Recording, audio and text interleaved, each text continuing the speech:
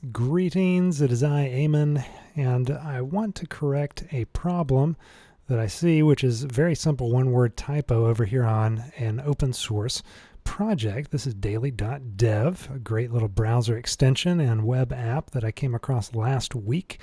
They're doing some good stuff, and this is just a small little mistake I happened to notice. So I'm going to go to their GitHub. And what we're going to want to do here, they don't have any specific contributing guidelines, which you'll want to check for if you're doing this elsewhere. So I Googled contributing guidelines for clean pull request, and my good man Mark has put this together. Thank you, Mark. And we're going to follow through the steps here. Make sure we do things correctly. So first thing we're going to do is create a fork. So we don't want to try to do anything on that main repo. We're going to put the repo, a copy of it rather, a fork of it, onto my Sias account. Then from here, I want to pull this down on my local machine. So I'm going to copy the cloning address. I'm going to pull up my terminal. I'm going to make sure I'm where I want to be, where I want to copy this down into. I'm going to say git clone, type in my password, and that's going to bring a copy down. What's it called? I think it's called docs. We're going to code that in VS Code, and that brings a copy of everything down here. Now we're not going to mess with hardly anything in here, but what we are going to mess with eventually is making the change to this intro markdown file. And where is it? Right there. We're going to change this word. Now, we could just change it right now, but we're not going to yet. We got to do a couple other things first. Let's consult back to our good man Mark's contributing guidelines.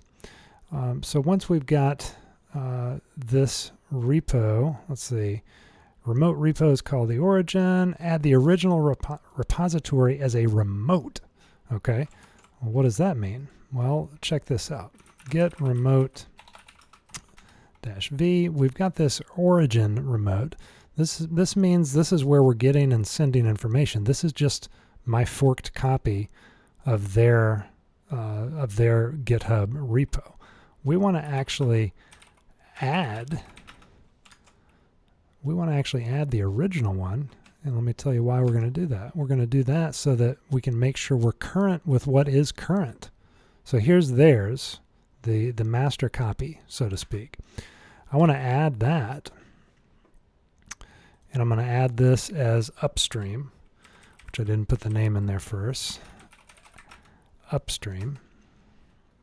And now if we do get remote v again, you'll see that we've got an upstream remote as well. So get pull upstream main, put in my password again, actually do it correctly. And what did I not do? Upstream main. Oh, already up to date. Yeah. So we're up to date there. If 3 weeks or something had gone by and I started making changes, that wouldn't be a good thing because I wouldn't actually have all of the current changes pulled into what I am changing. So that's why we add that. Okay, so now comes the time where we create a new branch, I think. Create a new branch to work on. Okay, so we're going to branch from master. So let's just see how to do that. Oh, here's daily.dev. Incidentally, this is what it looks like when I open up a new tab. Create new branch. And I think it's just get checkout, right? Yeah, so let's get checkout branch. And Sias. Oh, well, there it is right there. So it tells us what branch we're on. So I could go back to main, and then we'd be back to main. Okay, so now that we're on our own branch, now comes the time where we're going to actually make this change, okay? So we're going to set up our personal feed. That's how it should read right there. We've made that change. Now we're going to push that change up. Let's make sure we're not getting ahead of ourselves. Implement the feature, comment your code, follow the style of the project. If there are tests, run them, blah, blah, blah. This is just a typo, so we're not going to need to worry about a lot of that. Then we're going to need to add or change the documentation as needed, squash your commits. Okay, so push your branch to your fork, the remote original. So that's what we're going to do now. We're going to git add the changes we made, git commit,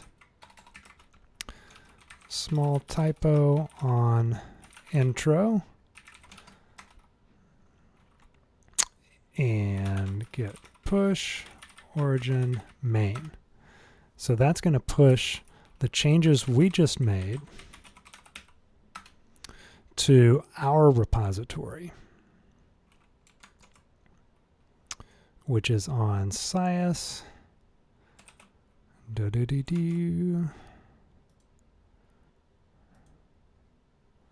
And something has not happened here. Let's see if we can figure out what it was. So git status on branch SciS.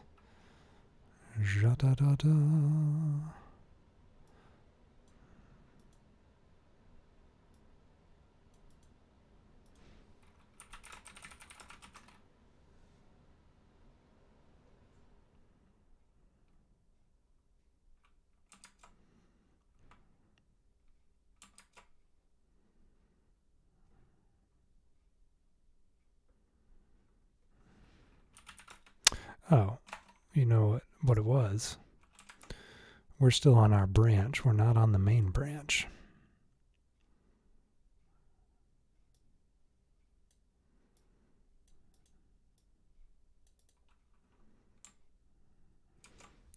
So git push origin SciS.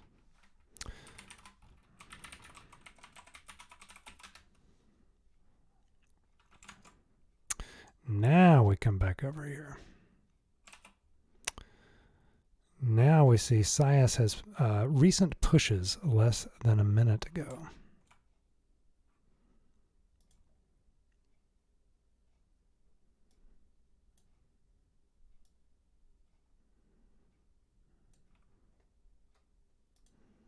Now from our fork,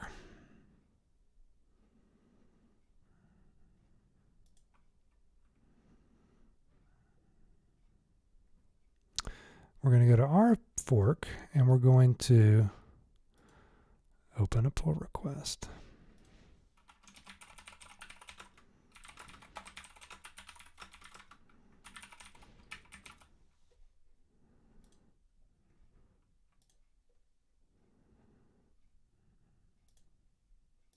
And now we're going to create a pull request. I mean, I think that's all that we need to do. No conflicts. Some checks haven't finished. Vercel is deploying our app, so it looks like there's a automatic deployment bot doing its thing. And once that's done, this will hopefully have been a successful pull request. Thank you for your submission. We appreciate it. Like many open source projects, we ask you sign our contributor license agreement before we can accept. Okay, I'd be happy to do that.